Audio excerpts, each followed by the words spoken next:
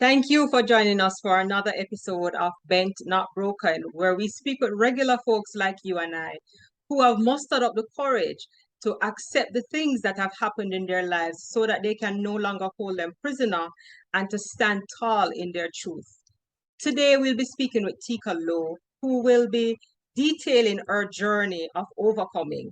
She'll be highlighting some of the highs and the lows in her life and some lessons that she has learned along the way. Tika, thank you for being with us here today on Bent Not Broken, and thank you for being open to sharing your story. Thank you. Good evening, and thank you for having me, Stacy. Right, so, Tika, Tika, kind of hard decision to come. I know it's never the easiest thing to open up and tell our truth to the world, but by telling our truth, sometimes it's a very freeing feeling. Well, after thinking about it and asking my daughter for permission, I decided that it's you. We have known each other for years, and I love what you're doing. So I said, why not be a part of it? All right, thank you. So thank you for having me. All right, so who is Tika now? Wow, who is Tika now? Tika is an overcomer. All right. Tika is a hard one. All in the last couple of years, it has always been just work and career, taking care of my daughter. So that's Tika. In a nutshell. For future Tika, I want to take a break from working and just travel, enjoy different cultures right now, because I've just been working to take care of my daughter for years. I just want to do me now. All right. So that's Tika in a nutshell. All right. So tell us about your journey and some of the things that you have had to work hard to overcome on your journey. Okay. Boy, my journey, to be truthful, it has been rough. I had my daughter at a very young age, 17. I was in fifth form in high school, and it so happened that I got pregnant. And to be truthful, I didn't know I was pregnant. I really didn't know, because I saw normal, monthly cycle and stuff like that. But what made me aware that something was wrong was we went on a chemistry retreat with Dr. Matthews. I'll never forget. And I stood in front of the microwave. Somebody was using a microwave, and she said, Tika, move from in front of the microwave. And I said to her, why? Nothing is wrong with me. I'm not feeling sick or anything. I just said, Tika, I said, move in front of the microwave. And furthermore, do not eat anything from the microwave. And I'm wondering, why is Dr. Matthews saying this to me? And so said, so done. I did not listen. I put the food in the microwave, I ate it, and I vomit everything that day. When I went home after the chemistry retreat, I felt ill, because that was a weekend, I think. And the Monday, I could not go to school. And then I think several, Miss McLeod, I think that was a French teacher, and several other teachers called my mommy, and say, we think Tika is pregnant, And my mom said, no. Her normal stuff and stuff like that. So they said, you need to take her to the doctor. And my mom told me, and because I wasn't feeling well. And I said, but no, so even though I have my little guy and once in a blue, you do a little thing, like every, it still wasn't on my brain. So we did go to I was how many months pregnant. And I'm like, that's not possible, do but the test, because I've been seeing my monthly, So I found out, I think it was probably 4 months, nearly 5 months, But the weirdest part of it is my body, as much as my body was encountering the changes, mentally, psychologically, I did not see it, because at that time, you're in fifth form, you're doing your SBA, perfect SBA, you're studying, you're going extra classes, you're doing everything. We're at school on Saturdays and Sunday in physics lab, chemistry lab, bio lab, and all of those things. So I am not noticing that my uniform getting tight or it was tight. So, and then nobody was saying anything to me. If somebody had even said, Tika, how you look like you're pregnant, so, but nobody said anything. But do you think probably, you were in denial, and that's the reason why, even though the changes should have been obvious to you, you didn't recognize them? Daisy, if I was in denial, I would feel much better after the doctor confirmed after several tests. But I did not notice anything. Is afterwards, I go back home and I put on the uniform. And I said, but wait, the uniform is tight for real. And I'm like, how could I not notice this? But I tell you, even after coming home in the evenings, it was just studying. So my mind was nowhere to realize what that. kind of student were you? What kind of student were you in high school? Well, as many persons used to say, I was bright. And I can acknowledge I did work hard. I did study hard. All of my time was always in studying, because I believe you have to put in the work to achieve what you want. So I've always been studying. I've always been excelling from first form straight to fifth form. And I think that is what disappointed a lot of persons, because I've always excelling, always in the top 5, or even the block. When Laura and Roxanne and all of us used to compete, who wants to top the block and stuff like that, or top the class and stuff like that. So a lot of persons were disappointed when they found out I was pregnant because of the excellent straight A student that I was. Right. And you say a lot of persons were disappointed. So, this is something that was expressed to you, right? To be truthful, Stacey, no. Okay. No. Because so they didn't come directly to you and say it. No. Only thing, like the close teachers, I think, what's her name, Miss Era, who had taught us Spanish, she spoke to me about it, and she said, boy, think about it, it's not the end of the world. And she would talk to me. Dr. Matthews and several others talked to me about it. But they did not say, oh, right, Tika, I am disappointed in you. They just said, Tika, it's not at the end of the world. You're a brilliant student. Just soft and, pick up and continue. Right. So despite everything, they were still encouraging you on the new journey to come. Yes, because even that, persons at school were talking, but nobody was saying anything to my face. And it's years after, persons would say, so this used to be said by such and such and such. I'm like, guys, I'm not here nor there. I've moved past all of those things. Right?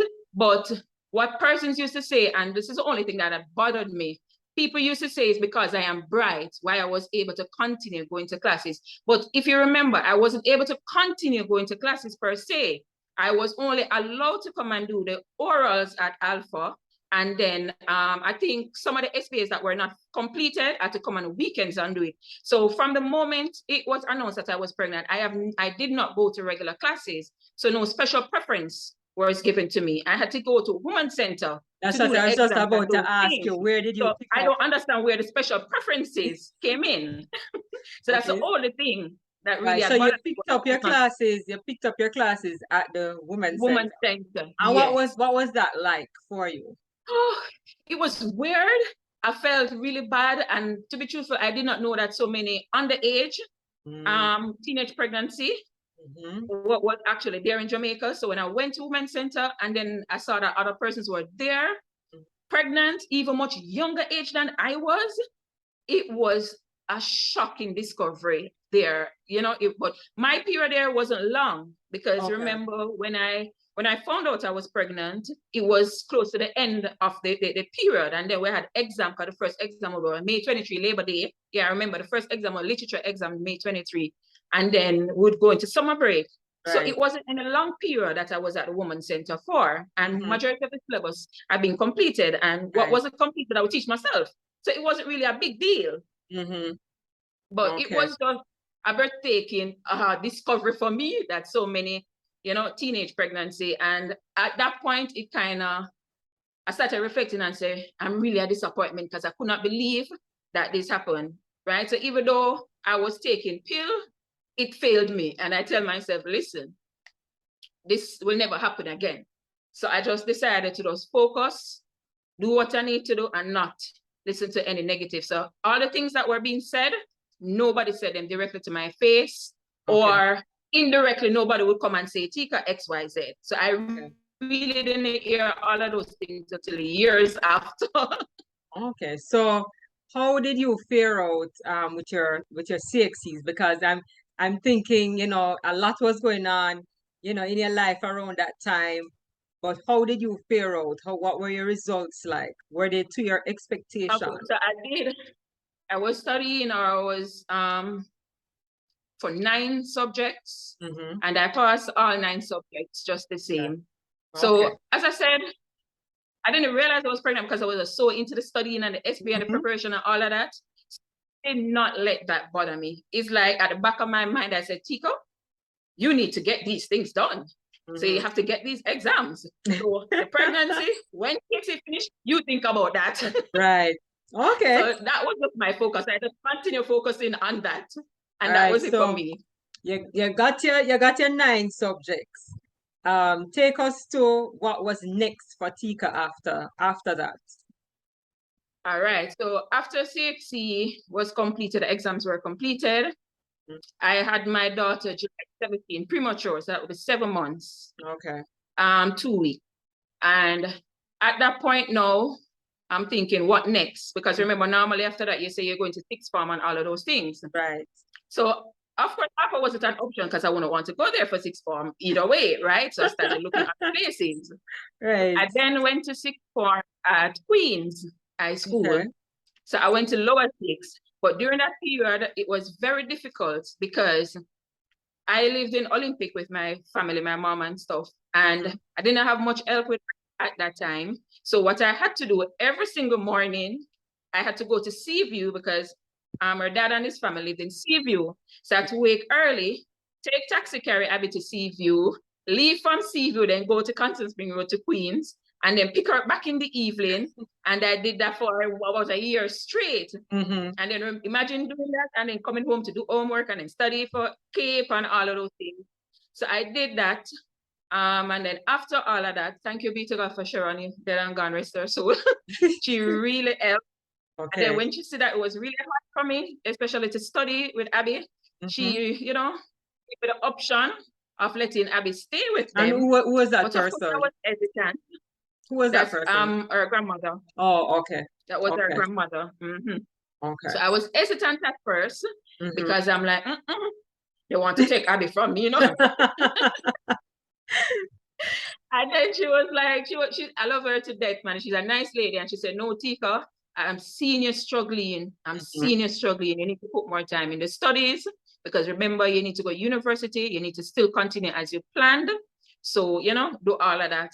And I decided, so, okay, I'm going to let them keep Abby. So they had Abby and I would take her or go down there on weekends. Or sometimes if I don't have a lot of schoolwork on weekends, I would have her on weekends. Okay. And that happened for a while. Okay, yeah, so you did upper 6 and lower 6, or you just did 1 year? So I did lower 6. I didn't feel comfortable at Queens based on the environment. Okay. So I then left and went to undergrad, and the environment was not because of them hearing of my situation. No, that wasn't there. Other reasons I do not want to state about that. Okay. Yeah. So I then went to undergrad college on Dunrobin and did the upper 6 there. Okay. And then I applied to UWI. Then I applied to SLB, but the SLB did not come through in time because remember, I don't have any money to pay school fees after the SLB. So the SLB did not come through within the time. So I had to sit out a year before I started university. And then I started university. At that time, I think I got back Abby at that time because things wasn't so hard. But, you know, on weekends, they would get Abby. And that was really hard again because I had to, a lot of times I didn't have fear to go to school because of course you would have to make sure Abby have everything pampers, you know, it was all she has now become the priority. Yes. So everything would be her. There are some of the times I remember I carried her to class a couple of times at UWI, so a couple of lectures actually know her and stuff like that. Okay, and so they were welcoming to that. Yes, because to be truthful, I had gotten close to some of the lecturers who knew my situation. And there was one specifically who I got really close to and sometimes should actually give me money and, you know, help me and give me fear. And yes, and I had very close friends who, dear to me today, we're still friends, who helped in those situations also. But overall, it was hard. What did you decide to pursue? But you know, I pushed through. What did you decide to pursue at university? Initially, when I went to UWI, I was doing because I switched major. I think when I went to second year, I think I switched major. I was doing biophysics because I love the sciences. And then a good friend of mine said to me one day, an elderly, and he said to me, Tika, you like computing and those, and you know, computer will take you further than what you're doing. What are you going to do? So professor or something like that to me. And I was like, and I said, but I don't have, I think it was computer. I said, I don't have computer science A level or something like that. And he said, go and find out what you need, man. You're just telling me and you don't sure. So I went back, when I went to school the next day, I went to find out what's needed to be transferred to computer science department. And it so happened that it wasn't actually, it was actually A-level computer science, but what I had, math and the others. Oh, okay. So I changed major and then I switched to computer science and math. So my major is computer and minor math. And then from there, it's just finish university and then work. By the time you finish university, how old was your daughter at this time? You know, I quite don't remember. I'd have to do some calculation. But at that time, it was, all right, I left 2008. I be born 2001. So she was about 7.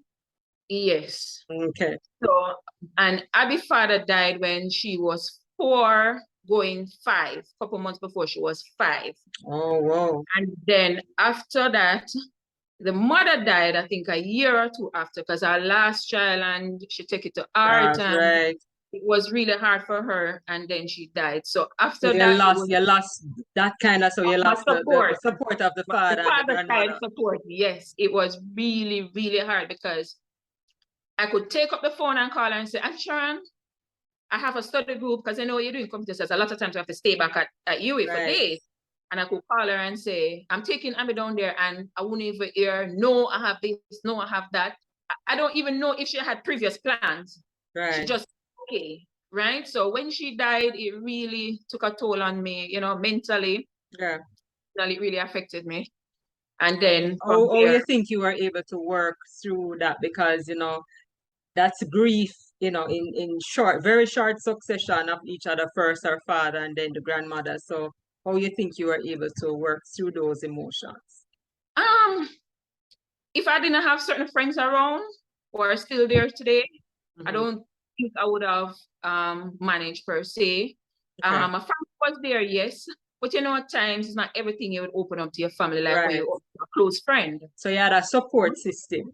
Yes. So if I didn't have the support system from both family, my mother's side, my sisters and stuff, my father's side, I have cousins and stuff, and very good friends, you know, Kayla and those persons. And then I'm looking at the end game. What am I doing this for? Right. You know, so just the end game also was a driving factor of me telling myself, you need to push, you need to continue. Because at that time, you know, I lived in the ghetto, and my end game was education is the key. If you don't have the education, you will not get out of here. So I keep focusing on that. I have to get out. You were charting your path. And yes. So it doesn't matter how difficult it is. I have to keep myself that I have to get out of the ghetto. I cannot grow my child in the garrison. I've lived in here. I've seen what it does. I have seen many people die inside here. I don't want to, and I cannot grow my child in here. So I just have to keep focusing on what is my end game. Right. So it doesn't matter all the hardships that I encountered. I just keep thinking about my end game.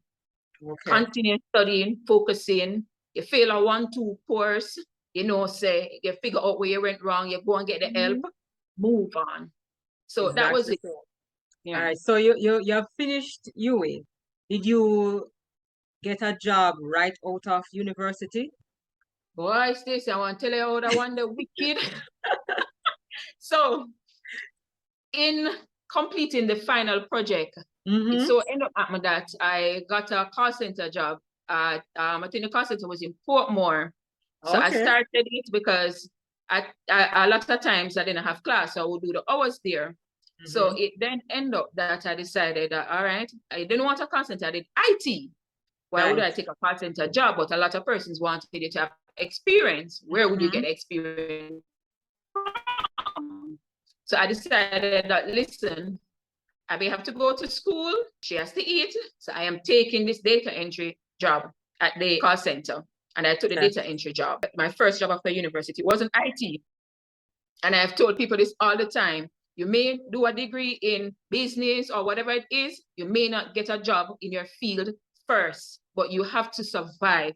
You can learn other skills in other areas because you may not be learning the technical skills, but you learn soft skills that are required in the organization. So go and do your best just the same until you, because those soft skills will land you the interview. Not so your that's technical skills, like a but stepping experience. stone, you know, your stepping Yes. stone. So you're not where you want Yes. to be, and Yes. it's not ideal, but it's a start. Yes, and you can learn. Keep your mind open that you are going to learn. So you learn something that will bring you forward. So Right. that's what I did. And from there, I got an IT job at Ministry of Education. Okay. And Yeah, how did that work out for you? Well, it was, to be truthful, I've always told those guys, I'm really happy for them. There's Kemar, we're still friends to this date. Okay. That was in 2009, I think. I have learned, that was my stepping ground for IT. So that's where I've actually started learning real experience for IT, a Ministry of Education. Yes. And then I got I had applied to KPMG for a period, I don't even remember, until one day I got a call and said, you know, you had applied for X job, but X is available. Would you be interested? And, you know, come on the interview. And I went on the interview and I did well, and they gave me the job. And I was there, probably 6 years, nearly 7 years in IT at KPMG. Okay. And then I left, and now I'm back with the government, left private and with the government. Now I'm in cybersecurity. Okay, and nice. That's where I'm going to stay. Nice. Because that's what I love. Yes. Oh, congratulations on that. Thank you. It's a lot of work, but but that's where you know, that's the hit area now, you know. Yeah, so constantly changing, so you have to keep on top all the time. It's a lot of research. You have to just do what you have to do, but it's fun. Okay, so having gone through everything that you have, you know, what lessons do you think you were able, you know, to take away from, you know, your journey? First, I think what I went through, if you don't have a support, whether it's family or friends, that makes or break you, to be honest. Okay. If persons don't have the strong will or the personality that I have, you will fall. And you may end up in the same cycle. A year or two, you realize you have another child, and then on top of that, you continue, you know, making bad decisions and stuff like that. So I want to say to persons, don't throw away your family members if they do have a child at a young age, right? Don't throw them away. It's not the end for them. If you can encourage them, you cannot help them financially, but I tell you, encouragement, you know, that little support goes a long, long way, right? So for me, the family and the friend support was a gift for me. Apart from the type of person I push myself, I don't really have to rely on people to push me per se. So yeah, so that's. But it was still good to know that you had people in your corner saying that, you know, you can do this. Because you do at times, you really fall in a little depression state, you know. Last week I was talking to my daughter and I was saying to her, I want to live now. I have been living for you, right? You have passed through the worst. You're finishing up university. I want to jump on a plane and go somewhere, anywhere the plane reach. That's my destination. Just go to the airport and see if I can buy a ticket, which whatever is available, and just go. And then, I mean, there's absolutely nothing wrong with that. I guess, you know, as far as you're concerned, you have done all that was required of you, you know, as a parent, to ensure that you instilled everything that she needed to be successful on her journey. So, you know, there's absolutely nothing wrong with that. But what would you say to anyone who might be listening to this interview, who has found themselves like in a similar situation to yours, but they have not found the courage to, you know, whether to speak about it, or, you know, they don't have the encouragement that you probably had to push them, you know, to remind them that, you know, this is not the end. You know, what would you say to people like those? Let me tell you something. It's in life, you always have people around you that will look at your negatives or when you make mistakes. So you see, if you're in a situation where it's always somebody saying something negative and cannot provide anything positive for you, if you're in a school, find a guidance counselor. If you're in the community, they must have somebody in the community, an elder, somebody that you actually look up to, that you can talk to. There must be somebody in your community that you can talk to, even a far family member. It doesn't have to be somebody close to you, right? Find somebody if you don't have that strong will, because the mind is a hell of a thing. Amen. On you. Yes.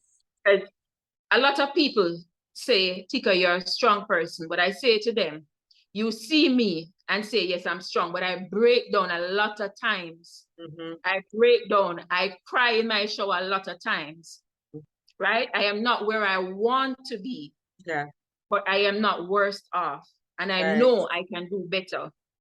Right? You're still a work in progress. Yes, still a work in progress. So you're not always going to be strong. Don't give up. It's not the end. Even there's 1% in you that can hold on and fight. Use that 1% and overcome. There must be something in it. Think about the future. Think about the long run. What is it that you want? Do not think about all the negatives. If you think about negatives, the negatives will play on your mind and you will feel like I'm worthless. I cannot do anything. Think about the positive only. It doesn't matter if you don't have that support system. You be your support system with even that 1%. Amen. That is a message and a half, you know, and it, you know, I concur with everything that you have just said. You know, the mind plays tricks on us all the time. And, you know, it's the seeds that we plant and tell ourselves that, you know, we can't do these things or we can't overcome, or, you know, and, you know, the sooner we recognize that we are in control of the outcomes of our lives. Yes, and, definitely. you know, we are in Speak control positive of, words to there you yourself. go. Speak positive words. Don't speak yourself any negative, because the moment you start speaking negative, your mind start believing it and thinking, Amen to that. Amen no, to that. negative. It doesn't matter how hard life is, try to push. No negative. Speak positive every day. Amen. So what's next for Tika? Outside of going to the airport and just jumping on a plane. What's next? Yeah. Well, apart from work, I have some certifications I'm studying to complete. So it's really just studying to do those exams. Actually, just set an exam since night for 2 weeks now. So that's just what's the focus right now for the next couple of months. I have 4 or 5 exams to complete. So that's just the focus right now, to get those exams out of the way, and then I can take a little break. So that's for me. All right. So we want to wish you all the best with everything that you have planned, you know, all your future endeavors. Thank you.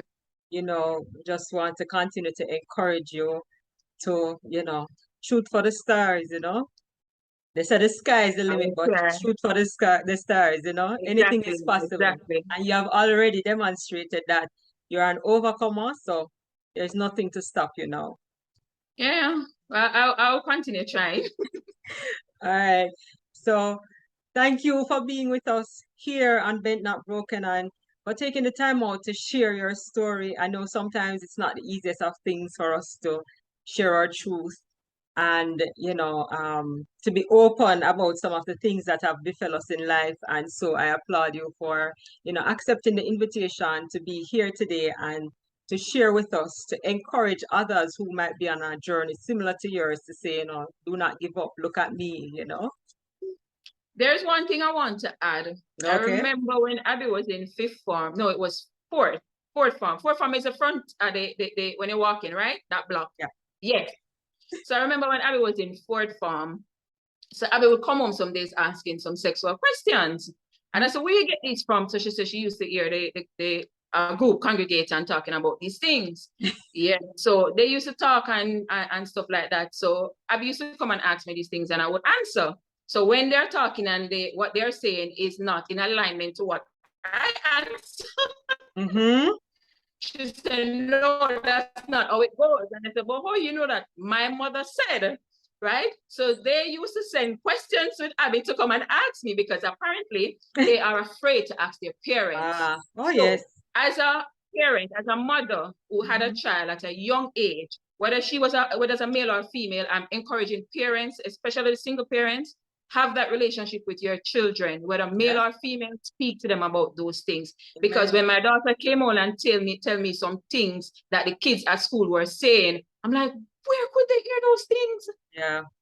You but know, remember, they're going to, if you're not educating, educated, right? But if you're not educating them, and that's the and next they thing. they're curious, then they're going to find means of ways of finding out.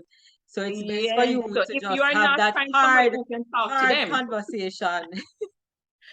and there was some hard conversations because those questions I cannot speak it here. That Abby used to come and say they were asking or discussing, and she used to hear, you know, listening to them and hear those conversations. But she came and she asked, and I, you know, had a sit down with her and said, this is that and that is that. And she used to go back and say to them, and I said, ask them why they don't ask their parents. And they came back and said, they can't ask their parents those things. Once they ask any formal questions relating to that, they get run away. Yeah. And in today's days and age, we need to be open to speak to our children about these things. Especially parents like me who had a child at a young age. Talk to them. You do not want them to come and make the same mistakes that you did. Talk to them. Be open and honest. Don't let them go and make the same mistakes as you do. All right?